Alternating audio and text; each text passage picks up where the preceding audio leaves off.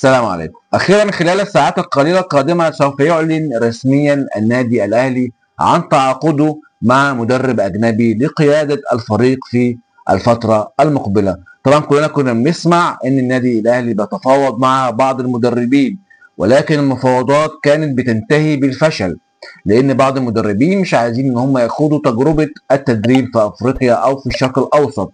بعض المدربين كانوا بيطلبوا أمور مادية تفوق التارجت اللي حاطه النادي الاهلي للمدرب الاجنبي اللي هيتعاقد معاه، فكانت المفاوضات بتنتهي بالفشل دائما. ولكن خلاص النادي الاهلي يعتبر ان هو حصل على توقيع الدنماركي جيس ثورب. جيس ثورب المدرب الدنماركي سافر اليه اسامه هلال يوم الاثنين اللي فات، رئيس اداره السكاوتنج في النادي الاهلي، عشان يمضيه على العقد، عشان يحصل على توقيعه النهائي على العقد. وان شاء الله خلال الساعات القليله القادمه سوف يعلن رسميا النادي الاهلي عن تعاقده مع المدرب جيس ثورب. يعني هم اتفقوا على كل حاجه قبل ما يسافر اسامه هلال الى الدنمارك. يعني لو في اختلاف على بعض الامور مش واضحه، اكيد ما كانش هيسافر اسامه هلال للدنمارك عشان يخلص مع هذا المدرب، ولكن الامور كان متفق معاها مع وكيل اعماله والمدرب قبل ما يسافر، عشان لما يروح هناك يبقى بس هيصيغوا العقود وهيتم الحصول على توقيع المدرب جيس ثورب.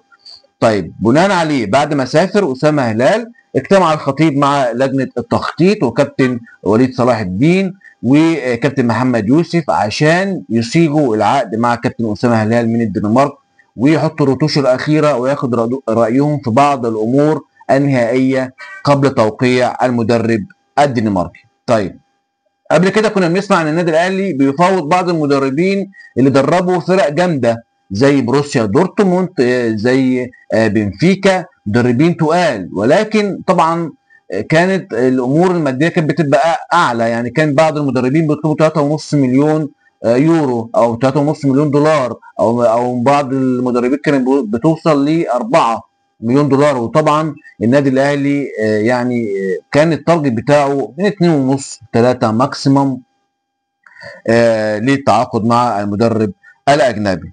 جيس ثورب اللي يعني يعتبر بنسبه 99% في النادي الاهلي درب فرق دنماركيه وحصل معاهم على بطوله الدوري الدنماركي. طبعا الدوري الدنماركي مش دوري قوي يعني. درب اوغسبورغ الالماني، وكمان درب فريق في بلجيكا جنت البلجيكي. واسلوب لعبه يعني ان شاء الله هتوافق مع النادي الاهلي، وهو ده اسلوب اللعب اللي النادي الاهلي عايزه، واسلوب لعب يعني عايزه جمهور النادي الاهلي، اللي هو اسلوب لعب هجومي واستحواذي والضغط العالي والتحرك السريع من الدفاع للهجوم. ويتميز كمان بان هو بيعطي فرص للاعيبه الصغيرين الشباب، وكمان بيطور لعبهم في الملعب. السي في بتاعه مش اقوى حاجه، ما دربش فرق قويه زي الفرق اللي احنا كنا بنسمع عنها في سيفيهات المدربين اللي كان بيتفاوض معاهم النادي الاهلي، ولكن اسلوب لعبه يتوافق مع النادي الاهلي ويتوافق مع نجوم وامكانيات النادي الاهلي. وكمان هو ده اسلوب اللعب اللي عايزه جمهور النادي الاهلي، الهجوم، الضغط العالي، التحول من الدفاع للهجوم بسرعه، الهجمات المرتده تتعمل صح، وكمان ان هو بيشجع اللعيبه الصغيرين الشباب ان هم يصعدوا للفريق الاول ويلعبوا في الفريق الاول كلعيبه اساسيه، وكمان بيطور من لعبهم داخل الملعب. فاسلوب لعبه مناسب مع النادي الاهلي. كمان عقده يعني مش عالي جدا، يعني هياخد 2.5 مليون دولار هو ومساعدين. جيس ثورب هيمضي لمده موسمين ومعاه 4 مساعدين، مدرب حراس مرمى، مدرب مساعد، واخصائي تاهيل ومحلل اداء. والعقد مش هيزيد عن 2.5 مليون دولار هو ومساعديه. ف 2.5 مليون دولار زي ما قلت لكم ان هو في المتناول، ما عداش التارجت اللي عايزه النادي الاهلي للتعاقد مع مدرب اجنبي. زي ما قلت لكم ان حصل اجتماع مع لجنه تخطيط وكابتن الخطيب وكابتن وليد صلاح الدين وكابتن محمد يوسف، عشان ياخد رايهم في الامور النهائيه للتعاقد مع جيس سورب. وممكن جدا يعني بعد نشر هذا الفيديو بكام ساعه تلاقي الخبر الرسمي من النادي الاهلي في للتعاقد مع جيس سورب. كابتن سيد عبد الحفيظ وعبد الله رشدي مسؤول صياغه العقود هم المسؤولين عن هذا الامر وصياغه هذا العقد ما بين النادي الاهلي وجيس سورب. طيب زي ما قلت لكم امبارح ان ديانج خلاص النادي الاهلي ما وصلش معاه لاتفاق للتجديد. الراجل عايز مليون و800 الف دولار، والنادي الاهلي ماكسيمم ممكن ان هو يديله مليون و300، والنادي الاهلي بيتكلم في مليون و200. فالامور يعني ما وصلتش لاتفاق ما بين النادي الاهلي واليو ديانج. واليو ديانج زي ما قلت لكم ان هو في يناير القادم يحق ليه ان هو يمضي لاي نادي وينتقل فري من النادي الاهلي لاي نادي اخر. وطبعا النادي الاهلي مش هيفوت هذه الفرصه زي ما حصل مع زيزو قبل كده مع نادي الزمالك، والراجل مشي ببلاش ومحدش استفاد منه باي مليم. فالنادي الاهلي زي ما قلت لكم امبارح ان هو بيرحب باي عقد وبيشوف له اي عقد عشان ينتقل من النادي الاهلي لاي نادي اخر، ويقدر النادي الاهلي ان هو يستفيد قبل ما يمشي، وبدل ما يمشي ببلاش لا يستفيد بالنادي الاهلي. وطبعا النادي الاهلي عمره ما هيفوت الفرصه دي عليه وهيمشي اللاعب ببلاش، ده اكيد 100%. اداره النادي الاهلي اذكى من كده بكتير.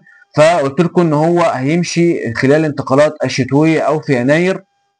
النادي الاهلي بيشوف له عقد، وبالفعل في عقد جاء من الامارات من الدوري الاماراتي لاليو ديانج ب1.5 مليون دولار للنادي الاهلي، وديانج هياخد 2.5 مليون دولار في 3 سنين. فالنادي الاهلي هيستفاد ب1.5 مليون دولار من هذا العقد. وخلاص الامور تتجه الى ان اليو ديانج سوف ينتقل الى الدوري الاماراتي بهذا المبلغ. يعني خلال الايام القليله القادمه هنسمع برضو عن انتقال اليو ديانج الى الدوري الاماراتي. بديل اليو ديانج في النادي الاهلي زي ما قلت لكم عمر الساعي اعاره للنادي المصري، عامل مباريات قويه جدا مع النادي المصري في فورمه ممتازه في الدوري المصري. يعني ما كانش بياخد فرصته مع كولر قبل كده، ويعني ما شفناهوش وما نقدرش نحكم عليه. طبعا الراجل كان بينزله 10 دقائق ربع ساعه في اخر الماتش وكان بيأدي والله في الوقت ده، ولكن راح اعاره للنادي المصري وادى اداء مبهر جدا واداء مميز.